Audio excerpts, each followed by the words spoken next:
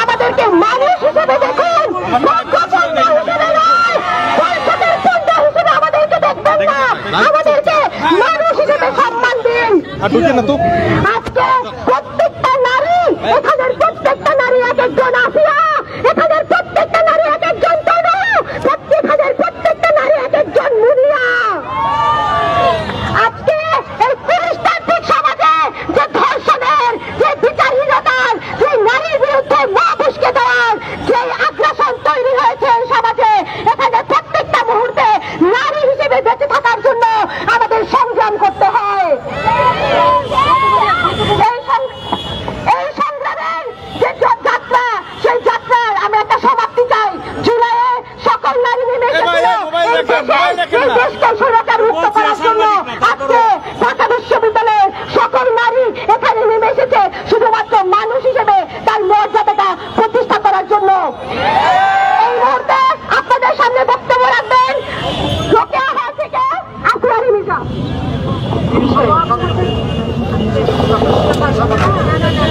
Mobile ভাই, এই ভাই আপনি আসসালামু আলাইকুম।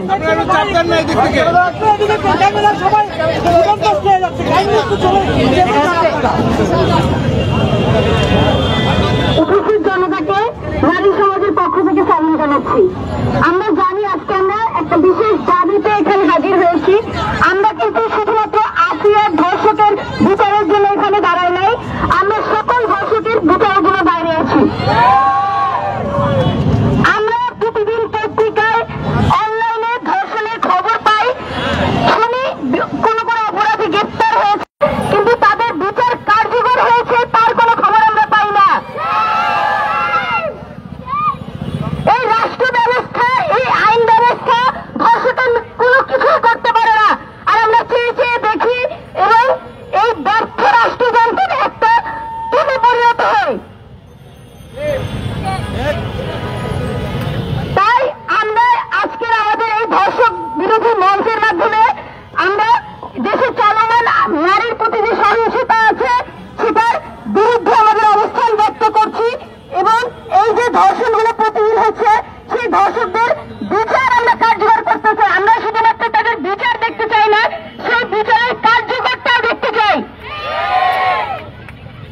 আমরা ততক্ষণ পর্যন্ত মাঠে থাকবো যতক্ষণ পর্যন্ত আমরা দেখবো সেই ঘৃণ্য ধর্ষকদের বিচারটা আমরা দেখছি।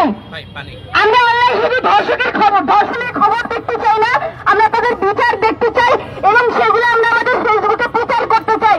শুধু প্রচার করতে চাই না, কোথায় কয়জনে ধর্ষণের শিকার হলো। ধন্যবাদ। এই পর্যায়ে আপনাদের সামনে বক্তব্য রাখবেন কবি সুফিয়া কামাল হলের শিক্ষার্থী ফারিহা রশিদ ছোঁয়া।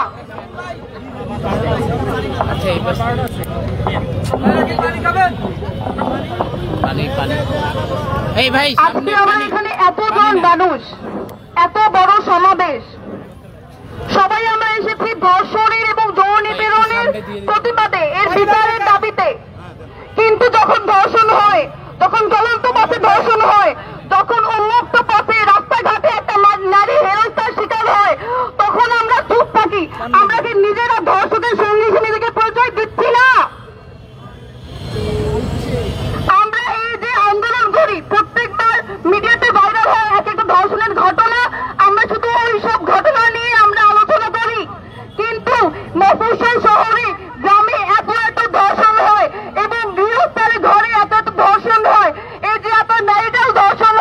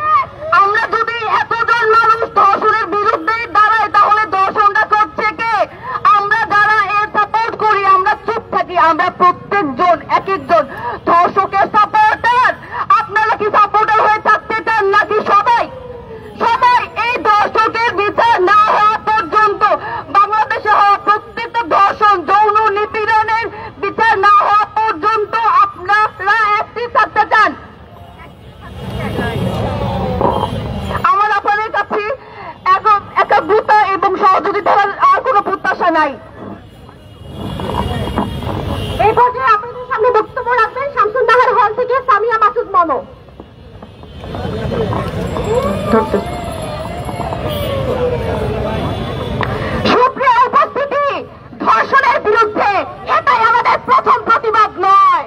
ধর্ষণের বিরুদ্ধে এর আগে আমরা অনেকবার প্রতিবাদ করেছি।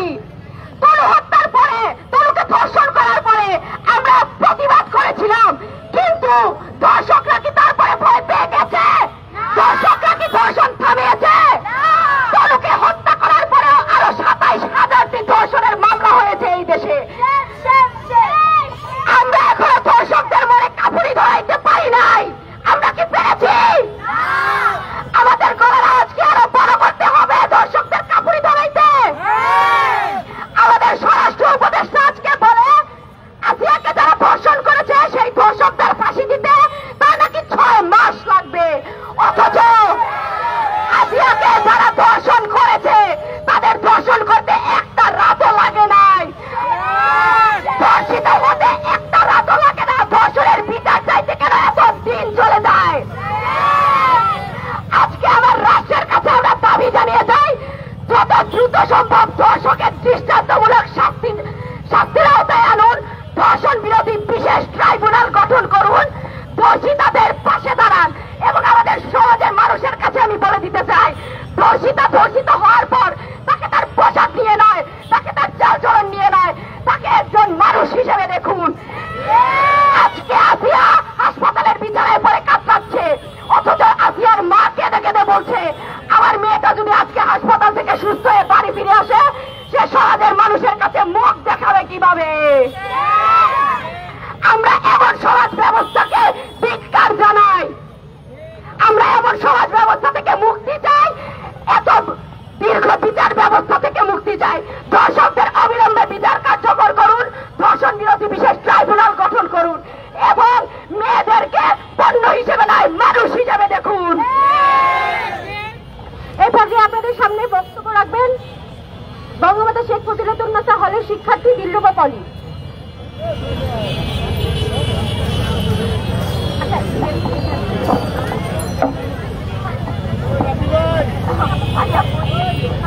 প্রিয় উপস্থিতি, আজকে এই রাজু ভাস্কর্যের পাদদেশে আমরা প্রত্যেকজন একজন আসিয়া, একজন মুনিয়া এবং একজন তনু হিসেবে দাঁড়িয়েছি আমাদের ধর্ষকদের বিচারের দাবিতে।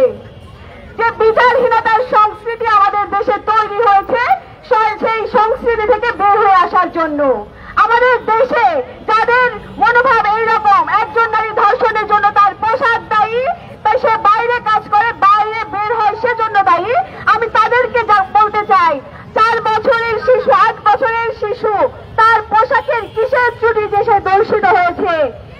তনি কেন সেনাবাহিনীর ক্যাম্পে ধর্ষিত হয়েছে? আমরা কেন আলেম, আনবির এবং যারা ধর্ষক তাদের বিচার পাইনি? সেটার কারণ কি? রাষ্ট্র আমাদের নারীদের কেন সেই নিরাপত্তা দিতে পারছে না?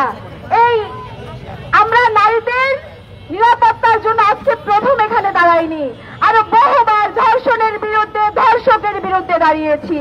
আমাদের রাষ্ট্রের লজ্জা, আমাদের দেশের মানুষের লজ্জা যে তারা নারীদের নিরাপত্তা দিতে পারছে না। আমি অন্তর্বর্তীকালীন সরকার, আইন উপদেষ্টা, স্বরাষ্ট্র উপদেষ্টা, নারী ও শিশু উপদেষ্টার কাছে আমার প্রশ্ন, এত ধর্ষণ, এত নারী নির্যাতন, এত যৌন নিপীড়ন, এত ইফটিজিং, সাইবার বুলিং, এসব নিয়ে আপনারা কি পদক্ষেপ গ্রহণ করেছেন? স্বৈরাচারের আমলে আমরা যা পাইনি, আমরা 24-এ আমাদের নারীদের অংশগ্রহণের মাধ্যমে আমাদের নিরাপত্তা নিশ্চিত করতে চেয়েছি। আপনারা কি নারীদের নিরাপত্তা দিতে পেরেছেন? আপনাদের কাছে প্রশ্ন, আপনারা কতটুকু পেরেছেন? আমাদের এই ধর্ষণ বিরোধী মঞ্চ ততদিন পর্যন্ত স্থায়ী হবে, আমরা নারীরা ততদিন পর্যন্ত লড়ে যাব যতদিন পর্যন্ত নারীর নিরাপত্তা নিশ্চিত না হচ্ছে। আজকে আমি এখান থেকে বের হয়ে যাব, আমি কিভাবে শিওর হবো যে আমি নিরাপদে বের হয়ে যাইতে পারবো? এখান থেকে আমি ইফটিজিংয়ের শিকার হব না, এখান থেকে আমি ধর্ষণের শিকার হব না, সেটার নিরাপত্তা আমাকে কে দেবে? সেটা কে বলবে?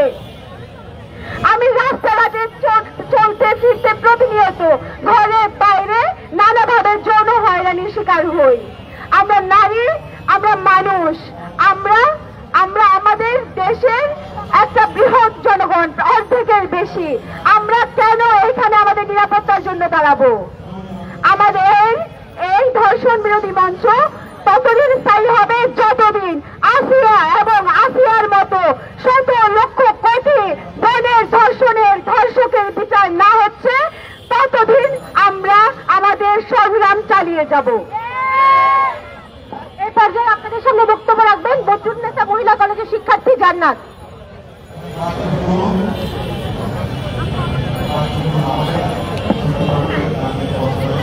সংগ্রামী বন্ধুগণ, আমার কাছে প্রশ্ন হচ্ছে, আর কতগুলা ধর্ষণ হওয়ার পরে সরকারের টনক নড়বে যে বাঙালি হিসাবে, একজন নারী হিসাবে আমাদের স্বাধীনতা কোথায়? আমার প্রশ্ন সরকারের কাছে, আর কতদিন পরে বিচার ব্যবস্থা কার্যকর করলে আমাদের মেরুদণ্ড উঁচু করে আমরা মেয়েরা রাস্তা দিয়ে হাঁটতে পারবো? আমার প্রশ্ন এখানে যে আমি রাস্তাঘাটে গ্রামে বাসে চলার সময় আমাকে কেউ ইফটিজিং করবে না, আমাকে কেউ গত নজরে দেখবে না, আমাকে ললক দৃষ্টিতে কথা বলবে না। আমি আর কতদিন পরে স্বাধীন বাংলাদেশে মুক্তভাবে মুক্ত আকাশের নিচে বসবাস করতে পারবো? আমার প্রশ্ন এই রাষ্ট্রের কাছে, এই জনগণের কাছে, এই মা বোনের কাছে, কোন ঘরের সন্তানকে মানুষ করছেন মা আপনি, যে সন্তান রেপ করার সময় আপনার কথা একবারের জন্য মনে করে না? আপনি কোন ঘরের সন্তানকে মানুষ করছেন মা, যে সন্তান একটা মেয়েকে ইফটিজিং করার সময় ভাবে না তার ঘরে একটা বোন আছে? আমি আমার সরকারকে চিন্তা আমার সরকারের কাছে আমার তিনটি নিবেদন রয়েছে। একটি, অনতি বিলম্বে ট্রাইব্যুনাল গঠন করুন, যথাযথ বিচার ব্যবস্থা করুন। দ্বিতীয়, কোন কারণে কোন বিচার অতিরিক্ত বিলম্ব করা যাবে না, অনতি বিলম্বে প্রত্যেকটা বিচার আওতাধীন করা উচিত। আর সকল দর্শককে আমাদের সামনে, জনগণের সামনে এমন ভাবে তাদেরকে শাস্তির ব্যবস্থা করুন, পরবর্তী 100 প্রজন্ম পর্যন্ত জানি মনে রাখে যে দর্শকের বিচার কি ধরনের হয়। দর্শন করতে গেলেও যেন তাদের বুক কাঁপে যে আমি আমার বোন, মা, ভাই, নিজের রিলেটিভ সকলের সাথে অন্তত তাদের এইটুকু তলক নড়ে যে আমি কার সাথে এবং কিভাবে কাদের সাথে ব্যবহার করছি। আপনারা মা, আমি মাদেরকে বলবো নিজের ছেলে সন্তানকে মানুষ করুন, পর্যাপ্ত শিক্ষা দিন। যদি শিক্ষা দিতে না পারে ধর্মীয় বিধান বলুন, ধর্মীয় বিধান না পারলে শিক্ষকের কাছে দিন, মারুন, পিটুন, কিন্তু সন্তানকে মানুষ করার জন্য যতটুকু পর্যন্ত আপনার পক্ষে করা সম্ভব আপনি ততটাই করুন। একজন ধর্ষকের মা হয়ে বেঁচে থাকার থেকে আমি মনে করি আপনার মনেটা অনেক ভালো, অনেক ভালো, অনেক ভালো। এই পর্যায়ে আপনাদের সামনে বক্তব্য রাখবেন ইংরেজ মহিলা কলেজ থেকে সুমি। বড় ভাই পিছনে আসেন না সবাই। সংগ্রামী বন্ধুগণ, আপনারা জানেন যে আমরা কি কারণে এখানে সমবেত হয়েছি। খুব লজ্জা লাগে যে আজকে আমাদের দেশে এরকম পরিস্থিতিতে আমাদেরকে দাঁড়াতে হচ্ছে যেখানে ধর্ষণ হচ্ছে, ধর্ষকদের বিচার হচ্ছে না। তাহলে আমিও বলতে চাই যে আর কতগুলো ধর্ষণ হলে তারপর আপনাদের টনক নড়বে, আপনারা বলবেন যে ধর্ষকদের এবারে শাস্তি দেওয়া উচিত। তাই বলতে চাই যে এই যে তনু যে হত্যা হলো যে ক্যান্টনমেন্টের ভিতরে, সেইটার প্রমাণটা আছে, তাই প্রমাণ থাকা সত্ত্বেও তাদেরকে কেন আপনারা ধরলেন না? এই যে মুনিয়া যে আনবির যে বসুন্ধরা এমডি যে আনবির, তার যে হত্যা হয়েছে, ধর্ষণের শিকার হয়েছে, হত্যা করা হয়েছে, ফাঁসি দেওয়া হয়েছে, তাদেরকে কেন আপনারা ধরলেন না? এই যে নুসরাত, সেটা একটা মাদ্রাসার শিক্ষার্থী ছিল, মাদ্রাসায় পড়তো, তাহলে মাদ্রাসার শিক্ষার্থী হয়ে সেই সুযোগের দ্বারা যে নিগৃহীত হয়েছে এবং ধর্ষণের শিকার হয়েছে, গ্যাং রেপের শিকার হয়েছে এবং সর্বশেষে তাকে আগুন পুড়িয়ে মারা হলো, তাহলে তারও বিচার কেন আপনারা করলেন না? আজকে আর কতগুলো এরকমই হলে আপনারা বিচার করবেন। তাই স্বরাষ্ট্র উপদেষ্টার কাছে বলতে চাই যে আপনি অনতিবিলম্বে এই যাবতীয় যে ধর্ষকদের সাজা আছে সেই উপযুক্ত সাজা দিয়ে তাদেরকে করুন। তা না হলে আমরা কোনো মতেই আমরা নিরাপদ থাকছি না। আমরা আজকে রাস্তায় বের হবো, বাসে চড়বো, ট্রামে চড়বো, কোথায় আমরা নিরাপত্তা বোধ করবো? কোথাও আমরা নিরাপদ বোধ করছি না। তাই আমরা আমাদের এই থেকে আমরা বলছি, আমাদের মঞ্চ থেকে, যে যতদিন পর্যন্ত ধর্ষকদের উপযুক্ত দৃষ্টান্তমূলক এবং কঠিনতম সাজা না দেওয়া হবে ততদিন পর্যন্ত আমরা রাজপথ ছাড়বো না। মেয়েরা রাত দখল করবে, মেয়েরা রাজপথ দখল করবে,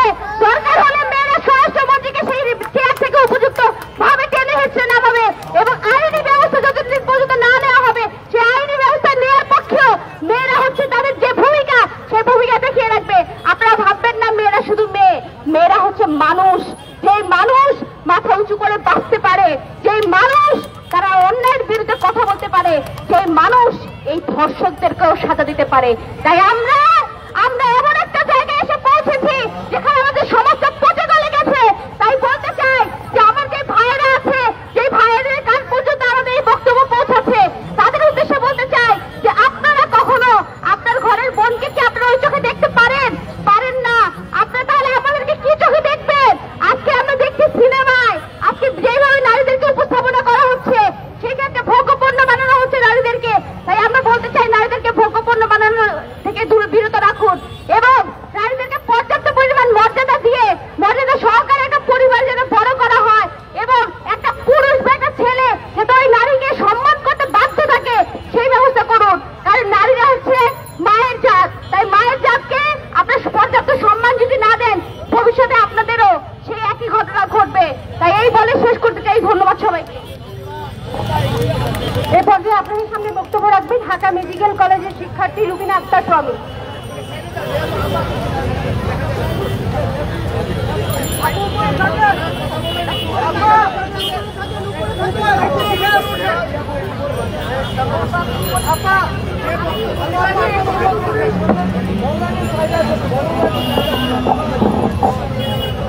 আসসালামু আলাইকুম। আজকে আমরা এখানে যারা জমায়েত হয়েছি তারা ধর্ষণের বিরুদ্ধে এই জমায়েতটা আয়োজন করেছি। গতকাল থেকে এর প্রতিবাদ হচ্ছে। আজকে সকালে ঢাকা মেডিকেল কলেজ থেকেও শিক্ষার্থীরা, চিকিৎসকরা এখানে এসেছিলেন ধর্ষণের প্রতিবাদ করতে। আমরা সবসময় এটা শুনে এসেছি ধর্ষণের টিপিক্যাল ভিকটিম যারা থাকে তারা টিনেজ বা হচ্ছে আর্লি এজে যারা থাকে, কিন্তু এখন আমি বলতে চাই একটা 3 বছরের বাচ্চাও সেফ না, একটা 63 বছরের মহিলাও সেফ না। আমি যেমন সেফ না, আমার একটা ছোট কাজিন যে কিনা এখন হয়তো হাঁটতে পারে না সেও সেফ না। ইনফ্যাক্ট আমার মা, আমার দাদি সেও সেফ না। আজকে ফরেনসিক ল্যাব, আমরা জানি যে রেপ ভিকটিমদের ক্ষেত্রে 92% আলামত 2 থেকে 3 বছর পর্যন্ত বডিতে থেকে যায়, কিন্তু এই 92% আলামতও আমরা রিকভার করতে পারি না। তার কারণ বাংলাদেশে ঢাকায় ফরেনসিক ল্যাব হচ্ছে শুধুমাত্র 2টা। এই 2টা ল্যাবের মাধ্যমে কিভাবে এত হাজার হাজার ভিকটিমের ফরেনসিক এভিডেন্স হচ্ছে কালেক্ট করা যায়। ডাইং ডিক্লারেশন নামে একটা জিনিস আছে। ডাইং ডিক্লারেশনের ক্ষেত্রে বলা হয় যে কোনো মৃত্যু পথযাত্রী কোনো ভিকটিমের ক্ষেত্রে সে যে স্টেটমেন্ট দেয় সেটাকে সত্যি হিসেবে ধরে নেওয়া হয়।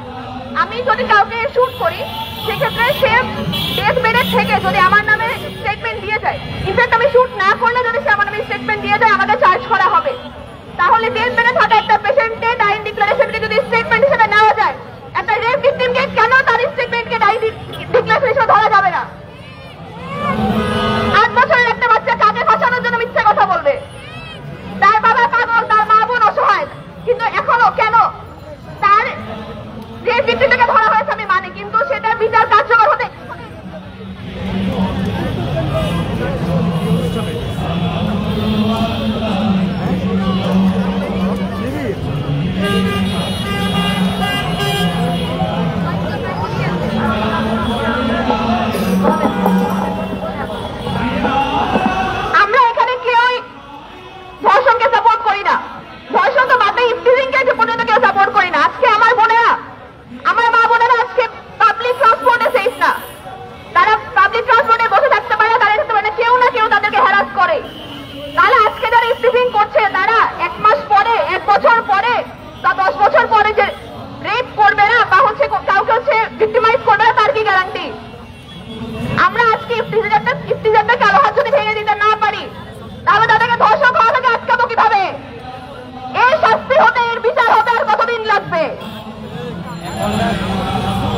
আমরা চাই আমাদের একজন আসিয়া, একজন তনু, একজন মুনিয়া, এরা প্রতীকী।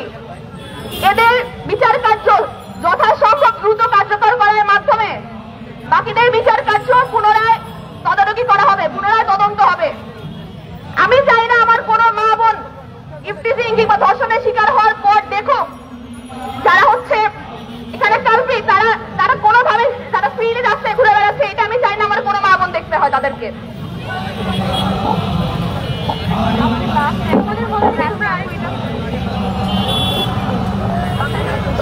আমি আমার বক্তব্য শেষ করছি। ধন্যবাদ। এবার আপনাদের সামনে বক্তব্য রাখতে যাচ্ছে ঢাকা বিশ্ববিদ্যালয়ের শিক্ষার্থী। আসসালামু আলাইকুম। ইতিমধ্যে আমার বোনেরা সকল কথাই বলে দিয়েছে আমাদের তরফ থেকে। মাননীয় শিশু ও নারী বিষয়ক উপদেষ্টার কাছে আমি একটা প্রশ্ন রাখতে চাই। উনি দেশবাসীর বিক্ষুব্ধতা দেখে আমাদেরকে বলেছেন, আপনারাই বলুন আমার এখন কি করা উচিত।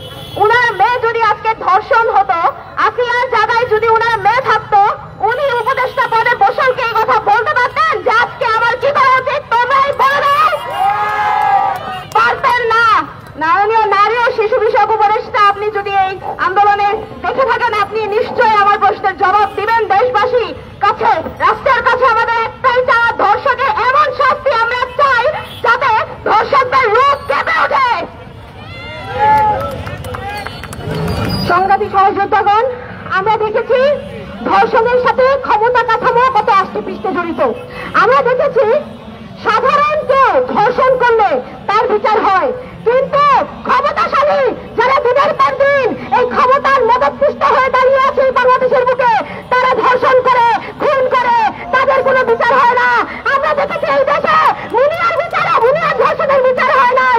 আমরা দেখেছি এই দেশে তনু হত্যার বিচার হয় নাই। আমরা দেখেছি এই দেশে পুলিশি হেফাজতে নারীকে ধর্ষণ করা হয়। আমরা দেখেছি আইনি হেফাজতে এই দেশে নারীকে ধর্ষণ করা হয়।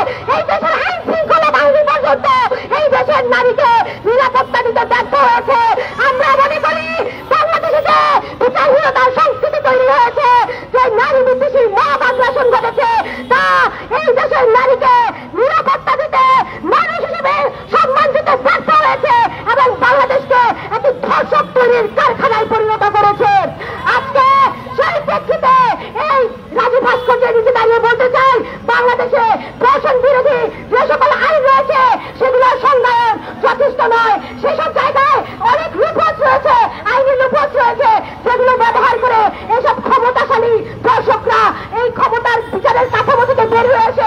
এখানে আইনে বলা হয়েছে পেনিট্রেশন না হলে নাকি ধর্ষণ হয় না, অথচ আমরা দেখেছি শিশু আসিয়ার যৌনাঙ্গকে কত বিক্ষত করা হয়েছে, কারণ সেই পেনিট্রেশন করার মতো ম্যাচিওর হয় না।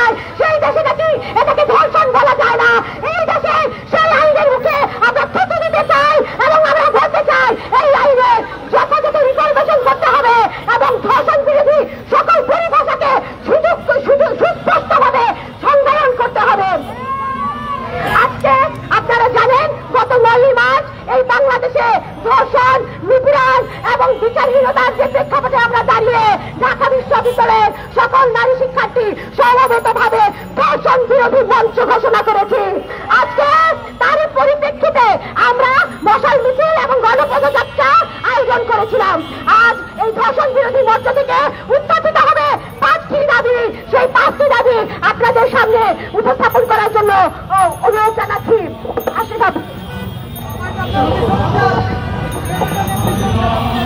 আপনারা জানেন গত 9 মার্চ আমরা এই রাজু ভাস্কর্যের পাদদেশে দাঁড়িয়ে আমরা ধর্ষণ বিরোধী মঞ্চ ঘোষণা করেছিলাম।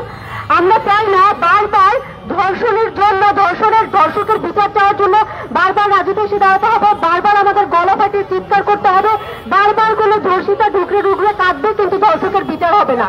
আমরা এই সংস্কৃতি থেকে বের হয়ে আসতে চাই। আইনের যত পার্থক্য আছে আমরা সব আইন সংস্কার চাই। আমরা আজকে আমাদের এই ধর্ষণ বিরোধী মঞ্চ থেকে 5টা দাবি ঘোষণা করতে চাই এবং পরবর্তী কর্মসূচি ঘোষণা করা হবে। আমি প্রথম 2টা দাবি উপস্থাপন করছি এবং পরবর্তী 3টা দাবি সহ আমাদের আগামী দিনে কর্মসূচি ঘোষণা করবে মোমা ফাতেমা। আমাদের প্রথম দাবি হচ্ছে আসিয়ার মামলার ক্ষেত্রে বিশেষ ট্রাইব্যুনাল গঠনের মাধ্যমে 7 দিনের মধ্যে তদন্ত রিপোর্ট জমা এবং 1 মাসের মধ্যে আসিয়ার ধর্ষকের বিচারিক প্রক্রিয়া সম্পন্ন সাপেক্ষে সর্বোচ্চ শাস্তি মৃত্যুদণ্ডের আদেশ নিশ্চিত করতে হবে। বিচার প্রক্রিয়া চলাকালীন আসিয়ার পরিবারের নিরাপত্তা নিশ্চিত করতে হবে। আমাদের দ্বিতীয় দাবি প্রত্যেক ধর্ষণ মামলার বিচারে বিশেষ ট্রাইব্যুনাল গঠন করে দ্রুত মামলার বিচার কার্য সম্পন্ন করে সকল ধর্ষণ বিচার নিশ্চিত করতে হবে। 3 কার্যদিবসের মধ্যে বিশেষ ট্রাইব্যুনাল গঠন করে দ্রুত বিচার প্রক্রিয়া শুরু করতে হবে। বাকি 3টি দফা এবং আগামী দিনের কর্মসূচি মোমা ফাতেমা ঘোষণা করব। আসসালামু আলাইকুম সবাইকে। আজকে আমরা ঢাকা বিশ্ববিদ্যালয়ের যে নারী শিক্ষার্থীরা আছি, একই সাথে সারা ঢাকা শহর থেকে অন্যান্য নারীরা শিক্ষার্থীরা আমাদের সাথে যুক্ত হয়েছেন। আমাদের ঢাকা বিশ্ববিদ্যালয়ে যে পুরুষ শিক্ষার্থীরা আছেন ছেলেদের হল থেকে মিছিল এসেছে। আমরা শিক্ষার্থীদেরকে অসংখ্য অসংখ্য ধন্যবাদ জানাই যে আজকে আপনারা এই মশাল মিছিলে সবাই একাত্ম হয়ে আপনারা ধর্ষণের বিচার দাবি করেছেন। আজকে আমাদের পক্ষ থেকে 5 দফা দাবি আমরা ঠিক করেছি। সেখানে প্রথম 2টি দাবি আমাদের আশিফা যে শান্তনা হলের শিক্ষার্থী তিনি ঘোষণা করেছেন। বাকি 3টি দাবি আমি এখানে বলছি। প্রথম 2টির মধ্যে আমরা বিশেষ করে এখানে বিশেষ ট্রাইব্যুনালের কথা বলেছি এবং বিশেষ ট্রাইব্যুনাল গঠনের জন্য 72 ঘন্টার আলটিমেটাম দিয়েছি। এবং পরবর্তী 3টি দাবি নারী ও শিশু নিরাপত্তার প্রশ্নে স্বরাষ্ট্র উপদেষ্টা, আইন উপদেষ্টা, নারী ও শিশু বিষয়ক উপদেষ্টার ব্যর্থতার দায় স্বীকার করে জবাবদিহি করতে হবে। তারপর 4 নম্বর দাবি সকল শিক্ষা প্রতিষ্ঠান ও কর্মক্ষেত্রে নারী ও শিশু নিপীড়ন বিরোধী সেল গঠন এবং সেলের কার্যকারিতা নিশ্চিত করতে হবে। সারা দেশে যৌন নিপীড়নের বিরুদ্ধে কঠোর পদক্ষেপ গ্রহণ করতে হবে। আমাদের 5 নম্বর দাবি ধর্ষণ, যৌন নিপীড়ন ও সামাজিক যোগাযোগ মাধ্যমে সাইবার বুলিং সংক্রান্ত আইনে সংশোধন করে অপরাধের স্পষ্ট এবং যথাযথ সংজ্ঞায়ন করতে হবে। আমরা জানি যে এখনো পর্যন্ত বাংলাদেশে যে বিদ্যমান আইনগুলো আছে সে আইনে আপনি ধর্ষণ বলেন, যৌন নিপীড়ন বলেন, হেনস্থা বলেন, প্রতারণা বলেন, সবকিছুকে কিন্তু নির্দিষ্ট কিছু আইনের মধ্যে এখতিয়ারভুক্ত করতে হয়। যার কারণে আমাদের যে আইনগুলো থাকে, আমাদের যে মামলাগুলো থাকে, মামলার গ্রাউন্ড দুর্বল হয়ে যায় এবং বছরের পর বছর মামলা ঝুলে থাকে এবং আসামি জামিন নিয়ে বের হয়ে যায় এবং যখন শেষ পর্যন্ত মামলার রায় হয় তখন দেখা যায় আসামি মাত্র 2 বছর বা 4 বছরের জেল খাটায় সাজা হয়েছে। এই কারণে আমরা চাই যে আমাদের নারী ও শিশু নিপীড়ন বিষয়ে যত আইন আছে সে আইনগুলো যাতে সরকারের পক্ষ থেকে স্পষ্ট করা হয়। আমরা এই 5টি দাবির ক্ষেত্রে বলতে চাই যে প্রতিটি বিচারের তদন্ত কার্যে যত ধর্ষণ হয়েছে সবগুলোর বিচারের তদন্ত কার্যে প্রশাসন ও আইন শৃঙ্খলা বাহিনীর সর্বোচ্চ সহযোগিতা নিশ্চিত করতে হবে। বিচারের প্রক্রিয়ায় দীর্ঘসূত্রিত বন্ধ ও দ্রুত সময়ের মধ্যে বিচার কার্য সম্পন্ন করার ক্ষেত্রে প্রধান বিচারপতি নির্দেশনা থাকতে হবে।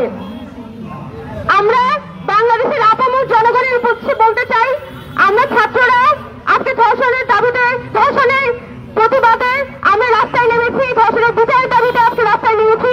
আমরা বলতে চাই এই যে অব্যাহত ধর্ষণ ও নিপীড়ন সেটা বন্ধে আপনারা সামাজিক প্রতিরোধ গড়ে তুলুন। সামাজিক প্রতিরোধ গড়ে না তুললে এই ধর্ষকরা নানানভাবে সমাজের মধ্যে পুনঃপ্রতিষ্ঠা হবে। আর আমরা বলতে চাই যে জনগণের উদ্দেশ্যে বলতে চাই আপনারা অপরাধীদের আইনের হাতে সোপর্দ করুন এবং তাদেরকে সামাজিকভাবে বয়কট করুন। অপরাধী যদি আপনাদের আত্মীয় স্বজন হয় তাদেরকে আপনারা বয়কট করুন। অপরাধীকে যদি আপনার পাশের বাসায় থাকে তাদেরকে আপনারা আইনের হাতে তুলে দিন। কারণ আমরা চাই যে প্রত্যেকটা ধর্ষণের বিচার হোক এবং বাংলাদেশে আমরা চাইলে বলতে পারি, আমরা কিন্তু এখানে চাইলে বলতে পারি যে ধর্ষকটা মার পারে ক্লাইনে আমরা চাইতে পারি, কিন্তু আমরা যদি দীর্ঘমেয়াদী সমাধান চাই তাইলে আমাদের আইনের সমস্যার সমাধান করতে হবে, আমাদের আইনগুলো সংশোধন করতে হবে। আমাদের পুলিশ স্টেশনে একটা মেয়ে যখন কমপ্লেন রেজিস্টার করতে চায়, কোন যৌন নিপীড়নের কমপ্লেন রেজিস্টার করতে চায়, ধর্ষণের কমপ্লেন রেজিস্টার করতে চায়, যে পরিমাণ হ্যারাসমেন্টের শিকার হতে হয় সেই কারণেই দেখা যায় আমাদের 1/3 ধর্ষণের কমপ্লেন কখন রেজিস্টারই হয় না।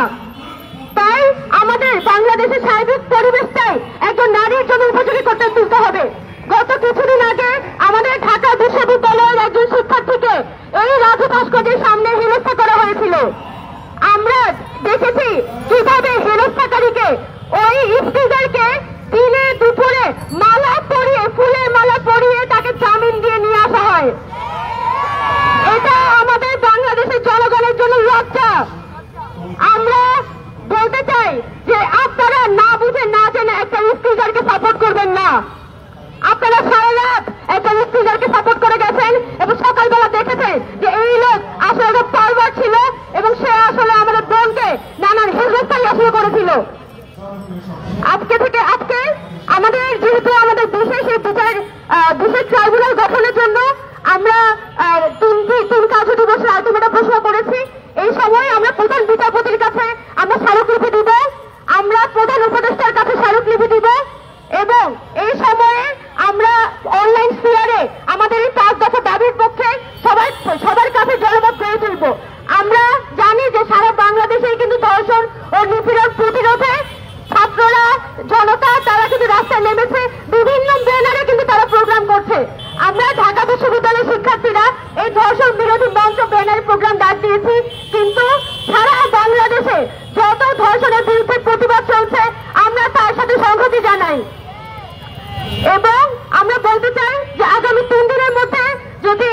ট্রাইব্যুনাল গঠন না হয় তাহলে আমরা আমাদের 5 দফা দাবি নিয়ে আবার পুনরায় মাঠে আসবো।